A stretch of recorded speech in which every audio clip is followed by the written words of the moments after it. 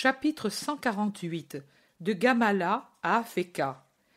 Ils doivent avoir passé la nuit à Gamala, car maintenant c'est le matin, un matin venteux, peut-être aussi à cause de sa construction et de sa disposition en terrasses qui descendent du haut de la ville jusqu'à la limite des remparts, massifs et pourvus de portes massives, elles aussi, ferrées, vraies portes de forteresse. Cette ville jouit de ce vent si agréable en terre d'Orient. Si elle m'a paru belle hier à l'heure où elle était ensoleillée, maintenant elle me paraît splendide. Les maisons disposées comme elles le sont n'empêchent pas la vue du vaste panorama. En effet, la terrasse de l'une est au niveau du terrain de celle de la rue supérieure, de sorte que chaque rue est une longue terrasse d'où l'on peut voir l'horizon. C'est un horizon qui, en haut de la montagne, présente un panorama complet, qui plus bas se réduit à un demi-cercle, mais toujours vaste et très beau. Au pied de la montagne, la couleur verte des forêts de chênes ou des campagnes forme un chaton d'émeraude au-delà du vallon aride qui entoure la montagne de Gamala. Puis, à l'orient, à perte de vue, les cultures du haut plateau de l'Acrocoro. Il me semble qu'on l'on appelle ainsi ces vastes et basses surélévations de la croûte terrestre, mais si je me trompe, je vous prie de corriger en mon nom. Je n'ai pas le dictionnaire à portée de main, et je suis seul dans ma pièce. Impossible par conséquent d'avoir le dictionnaire qui se trouve sur le bureau à moins de 3 mètres de moi. Je le dis pour rappeler que celle qui écrit est crucifiée au lit. Au-delà du haut plateau, les monts de l'Oranitide, et plus loin encore, les plus hauts sommets du Bazan. Au sud, la bande fertile, entre le Jourdain bleu et les hauteurs compactes et continues qui se trouvent à l'orient du fleuve et qui sont comme le contrefort du haut plateau. Au nord, les monts lointains de la chaîne libanaise sur laquelle trône l'imposant Hermon, embelli de 1000 couleurs en cette heure matinale, et en bas, tout de suite à l'occident, la perle de la mer de Galilée. C'est vraiment une perle attachée à un sautoir bleu, d'un bleu différent du sien, du Jourdain à son entrée dans le lac et à sa sortie. Plus clair à son entrée, plus foncé quand il reprend sa course vers le midi, brillant au soleil, tranquille entre ses rives vertes vraiment bibliques. Le petit lac de Méron, au contraire, ne se voit pas, caché derrière les collines qui sont au nord de Bethsaïda, mais on le devine à cause du vert nourri de la campagne qui l'entoure, qui ensuite se déploie au nord-ouest entre la mer de Galilée et le lac de Méron, dans la plaine où s'élève Corosaïne. Il me semble avoir entendu dire autrefois par les apôtres que c'est la plaine de Génézareth. Jésus prend congé des habitants qui, avec leur orgueil d'habitants des villes, s'empressent de lui montrer les beautés de l'horizon et celles de leur ville, pourvues d'aqueducs, de thermes, de beaux édifices. Tout cela est le fruit de notre peine et de notre argent. En effet, nous avons été à l'école des Romains et nous avons voulu leur emprunter des choses pratiques. Mais nous ne sommes pas comme les autres de la Décapole, nous. Nous payons, et eux, les Romains, nous servent. Mais ensuite, rien d'autre. Nous sommes fidèles, nous. Même cet isolement, c'est de la fidélité. Faites que votre fidélité ne soit pas de pure forme, mais réelle, intime, juste. Autrement, inutiles seraient vos travaux de défense. Je vous le répète, vous voyez, vous avez construit cet aqueduc, solide, utile, mais s'il n'était pas alimenté par une source lointaine, vous donnerait-il de l'eau pour les fontaines et les thermes? Non, il ne donnerait rien. Ce serait une construction inutile. Vous l'avez dit, inutile. Pareillement, les défenses naturelles ou matérielles sont inutiles si celui qui les a fait construire ne les rend pas puissantes par l'aide de Dieu. Et Dieu n'aide pas quand on n'est pas ses amis. Maître, Tu parles comme si tu savais que nous avons beaucoup besoin de Dieu. Tous les hommes ont besoin de Dieu, et pour toutes choses. Oui, maître, mais il semble que nous en ayons plus besoin que toutes les autres villes de Palestine, et... Oh, un oh si douloureux. Les gens de Gamala le regardent interdit. Le plus hardi demande « Que penses-tu? Que nous connaîtrons encore les horreurs d'autrefois ?» Oui, et de plus graves encore, et plus longues, longues, ô ma patrie, si longues, et cela si elle n'accueille pas le Seigneur. Nous t'avons accueilli, nous sommes sauvés alors. L'autre fois, nous avons été sots, mais tu as pardonné. Faites en sorte de rester dans la justice d'aujourd'hui à mon égard, et de grandir dans la justice selon la loi. Nous le ferons, Seigneur. Il voudrait le suivre encore et le retenir encore, mais Jésus veut rejoindre les femmes qui sont allées en avant sur des ânes, et il s'arrache à leur insistance en descendant rapidement par le chemin fait hier pour venir. Il ralentit seulement quand il est sur le chantier des travailleurs afin de lever la main pour bénir les malheureux qui le regardent comme s'il regardait Dieu. La route, arrivée au pied de la montagne, bifurque en deux directions, l'une vers le lac, l'autre vers l'intérieur. C'est sur cette dernière que sont les 4 ânes qui trottent en soulevant la poussière de la route brûlée par l'été et en secouant leurs longues oreilles. De temps à autre, une des femmes se retourne pour voir si Jésus les rejoint et elle voudrait s'arrêter pour être avec lui. Mais Jésus, de la main, leur fait signe de continuer pour échapper à l'accablement de la route découverte, déjà envahie par le soleil, et d'arriver au bois qui monte vers Afeka. Bois frais qui entrelace une voûte verte au-dessus de la route caravanière. Il s'y enfonce joyeusement en poussant un cri de soulagement. Afeka est beaucoup plus à l'intérieur que Gamala, dans les montagnes. Aussi, on ne voit plus le lac de Galilée. Et même, on ne voit plus rien, car la route monte entre 2 mamelons qui lui cachent la vue. La veuve marche en avant pour indiquer le chemin le plus court, ou plutôt elle quitte la route caravanière pour un sentier qui grimpe à travers la montagne, encore plus frais et plus ombragé. Mais je comprends le motif de la déviation quand, se retournant sur sa selle, Sarah dit « Voilà, ces bois sont à moi, des arbres de valeur. On vient en acheter de Jérusalem pour les coffres des riches. Et ceux-ci, ce sont les vieux arbres, mais j'ai des plants toujours renouvelés. Venez, voyez. » Et elle pousse son âne en bas à travers les fossés, en haut sur les monticules, et puis de nouveau en bas en suivant le sentier à travers ces bois où en fait il y a des régions d'arbres adultes déjà bons à abattre et des régions d'arbustes tendres s'élevant parfois de quelques centimètres au-dessus de la terre, au milieu des herbes vertes qui exhalent tous les parfums de la montagne. Ils sont beaux, ces lieux, et bien tenus. Tu es sage, dit Jésus en faisant l'éloge. Oh, mais pour moi seul, plus volontiers j'en prendrais soin pour un fils. Jésus ne répond pas. Il continue la route. Déjà, on voit Afeka entouré de pommiers et d'autres arbres à fruits. Ce verger aussi est à moi. J'en ai trop pour moi seul.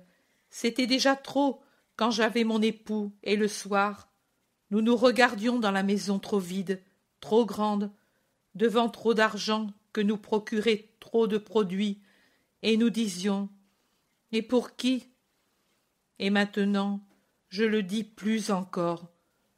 Toute la tristesse d'un mariage stérile ressort des paroles de la femme.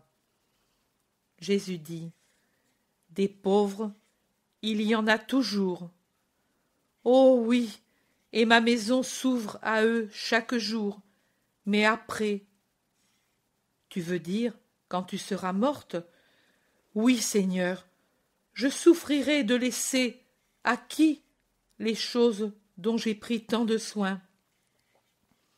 Jésus a une ombre de sourire plein de compassion, mais il répond avec bonté. Tu es plus sage pour les choses de la terre que pour celles du ciel, femme.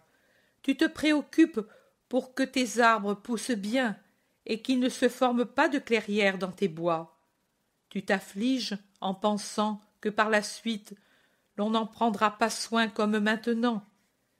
Mais ces pensées sont peu sages, et même tout à fait sottes.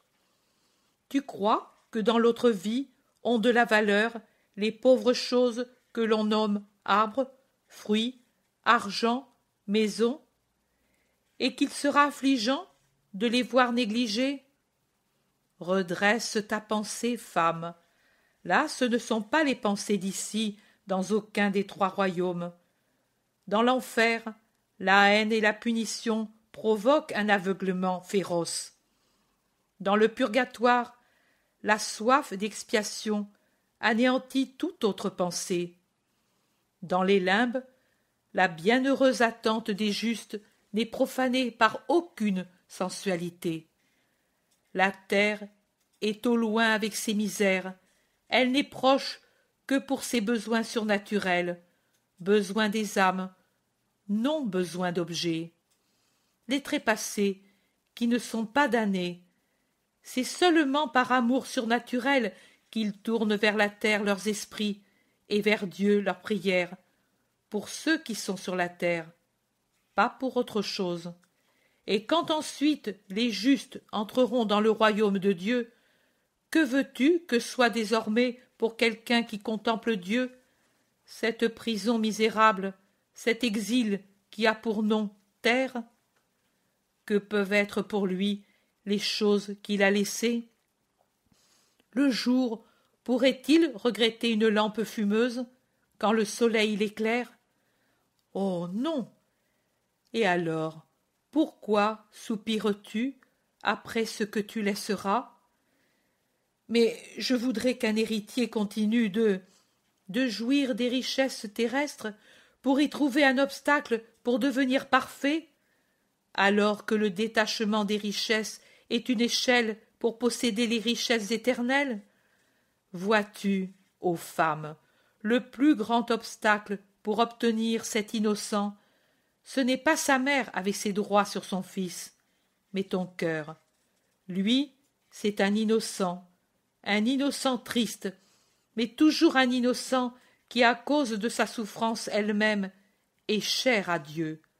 Mais si tu en faisais un avare, un cupide, peut-être un vicieux, à cause des moyens que tu as, ne le priverais-tu pas de la prédilection de Dieu? Et pourrais-je, moi qui ai soin de ces innocents, être un maître inconséquent qui, faute de réflexion, laisse se dévoyer un innocent disciple? Guéris-toi d'abord toi-même, dépouille-toi d'une humanité encore trop vive, libère ta justice de cette croûte d'humanité qui la déprime, et alors tu mériteras d'être mère. En effet, n'est pas mère seulement celle qui engendre ou qui aime un fils adoptif et le soigne et le suit dans ses besoins de créature animale. Sa mère aussi l'a engendré, mais elle n'est pas mère car elle n'a soin ni de sa chair ni de son esprit. On est mère quand surtout on se préoccupe de ce qui ne meurt plus, c'est-à-dire de l'esprit, et non seulement de ce qui meurt, c'est-à-dire de la matière.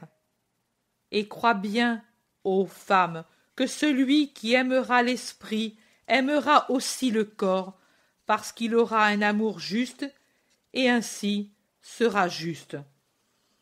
J'ai perdu le fils, je le comprends. Ce n'est pas dit. Que ton désir te pousse à la sainteté, et Dieu t'exaucera. Il y aura toujours des orphelins dans le monde. Ils sont aux premières maisons. Afeka n'est pas une ville qui puisse rivaliser avec Gamala ou Hippo. Elle est plutôt rurale qu'autre chose, mais peut-être parce qu'elle se trouve à un nœud de route important, elle n'est pas pauvre. Lieu de passage des caravanes qui vont de l'intérieur au lac ou du nord au sud, elle est obligée de s'équiper pour fournir aux pèlerins logement et vêtements, sandales et aliments, et ainsi il y a de nombreux magasins et de nombreuses auberges. La maison de la veuve est près de l'une de celles-ci, sur une place, et le rez-de-chaussée est occupé par un vaste magasin où il y a un peu de tout, géré par un vieillard au gros nez et barbu, qui discute comme un possédé avec des acheteurs radins. « Samuel !» appelle la femme. « Maîtresse !» répond le vieillard en s'inclinant autant que le lui permettent les balles de marchandises entassées devant lui. « Appelle Élie ou Philippe et rejoins-moi à la maison !» commande la veuve, et puis, s'adressant au maître, « Viens, entre dans ma maison, et sois-en l'hôte bienvenu. » Tout le monde entre en passant par le magasin, pendant qu'un garçon qui est accouru emmène les ânes je ne sais où. À la suite du magasin, qui donne à la maison un aspect qui n'est pas trop artistique, il y a une belle cour avec des portiques sur deux côtés. Au milieu, la fontaine, ou du moins un bassin, car il n'y a pas de jet d'eau. Sur les côtés, des platanes robustes pour donner de l'ombre aux murs blanchis à la chaux. Un escalier monte à la terrasse, des pièces s'ouvrent sur les côtés sans portique, les plus éloignés du magasin. Autrefois, du temps de mon époux, c'était plein ici, et on y logeait des marchands surpris ici par la nuit. Les portiques pour les marchandises, des étables pour les animaux, et là-bas le bassin pour les abreuver. Viens dans les pièces. Et elle traverse la cour en diagonale pour aller vers la partie la plus belle de la maison. Elle appelle « Marie, Jeanne !» Deux servantes accourent, l'une avec les mains enfarinées, l'autre avec un balai à la main. « Maîtresse, que la paix soit avec toi et avec nous, maintenant que tu es revenue. »« Et avec vous. Pas d'ennui ces jours-ci ?» Joseph s'est étourdi à briser le rosier que tu aimais tant. Je lui ai donné une bonne correction. Punis-moi, car j'ai été assez sotte pour l'en laisser approcher. Pas d'importance. Mais des larmes viennent aux yeux de Sarah, qui s'en explique en disant « C'était mon époux qui me l'avait apporté au dernier printemps qu'il fut en bonne santé. » Élie s'est cassé une jambe, ce qui rend Samuel furieux, parce que son aide lui fait défaut à cette époque de grand marché. Il est tombé de l'échelle de l'autre côté en se penchant pour que tu trouves les murs blanchis, dit l'autre femme, et elle termine « Il souffre beaucoup, et il restera bancal. » Et toi, maîtresse, as-tu été heureuse pendant ton voyage ? Comme jamais je ne l'aurais espéré. Je reviens avec le rabbi de Galilée. Vite, préparez pour ceux qui sont avec moi. Entre, maître. Il passe dans la maison, devant les servantes stupéfaites. Une pièce vaste, fraîche, dans la pénombre, avec des sièges et des coffres, les accueille. La veuve sort pour donner des ordres. Jésus appelle les apôtres afin de les envoyer dans la ville pour préparer les âmes à sa venue. Samuel entre, passé de vendeur en maître de maison. Les servantes le suivent avec des amphores et des bassins pour les ablutions avant le repas. On porte sur de larges plateaux du pain, des fruits, du lait. La maîtresse revient. « J'ai dit à mon serviteur que tu es ici. Il te prie d'user de miséricorde envers lui, et moi, je t'en prie également. Pour les tabernacles, il passe beaucoup de gens ici, et le principal passage tout de suite après la nouvelle lune de Tisri. Comment allons-nous faire si lui est malade? Je ne sais. Dis-lui qu'il vienne ici. Impossible, il ne peut se tenir debout. Dis-lui que le rabbi ne va pas le trouver, mais qu'il veut le voir. Je le ferai porter par Samuel et Joseph. Samuel bougonne. Il ne manquerait plus que cela. Je suis vieux et fatigué. Dis à Élie de venir sur ses jambes. C'est moi qui le veux. Un pauvre rabbi, Gamaliel lui-même n'en serait pas capable, bougonne encore le vieux serviteur. Tais-toi, Samuel. Pardonne-lui, maître, c'est un serviteur fidèle. Il est né ici des serviteurs de la maison de mon époux. Industrieux, honnête, mais entêté dans ses idées de vieil israélite, dit la veuve à voix basse pour l'excuser. Je comprends son esprit, mais le miracle le changera. Va dire à Élie de venir, et il viendra. La veuve va et revient. Je lui ai dit, mais je me suis enfuie pour ne pas le voir mettre sur le sol cette jambe toute noire et enflée. Tu ne crois pas au miracle? Moi, si, mais cette jambe fait horreur. Je crains que la gangrène ne la pourrisse entièrement. Elle est luisante, luisante, horrible, et... Oh! L'interruption, l'exclamation vient de ce qu'elle voit le serviteur Élie, qui court mieux qu'un homme en bonne santé, et va se jeter aux pieds de Jésus en disant « Louange au roi d'Israël !» Louange à Dieu seul. Comment es-tu venu? Comment as-tu osé? J'ai obéi, j'ai pensé, le saint ne peut mentir, et il ne peut commander des sottises. J'ai foi, je crois, et j'ai remué la jambe. Elle ne me faisait plus mal, elle remuait. Je l'ai posée par terre, elle me portait. J'ai fait un pas, je pouvais le faire. Je suis accouru. Dieu ne trompe pas ceux qui croient en lui. Lève-toi, homme. En vérité, je vous dis que peu de gens ont sa foi. De qui te vient-elle? De tes disciples qui sont passés ici pour te prêcher. Toi seul les as entendus? Non, tous, car on les a reçus ici, après la Pentecôte. Et toi seul tu as cru. Ton esprit est très avancé dans les voies du Seigneur. Continue. Le vieux Samuel se débat vivement entre des sentiments opposés.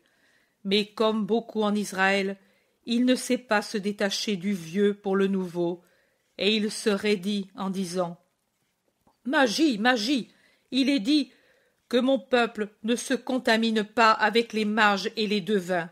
Si quelqu'un le fait, je détournerai de lui mon visage et je l'exterminerai. Tremble, ô maîtresse, d'être infidèle aux lois. » Et il s'en va, sévère, scandalisé, comme s'il avait vu le démon installé dans la maison. Ne le punis pas, maître, il est vieux, il a toujours cru ainsi. Ne crains pas, si je devais punir tous ceux qui m'appellent démon, beaucoup de tombeaux s'ouvriraient pour engloutir leur proie. Je sais attendre, je parlerai vers le coucher du soleil, puis je quitterai Afeka. J'accepte maintenant de m'arrêter sous ton toit. Toi.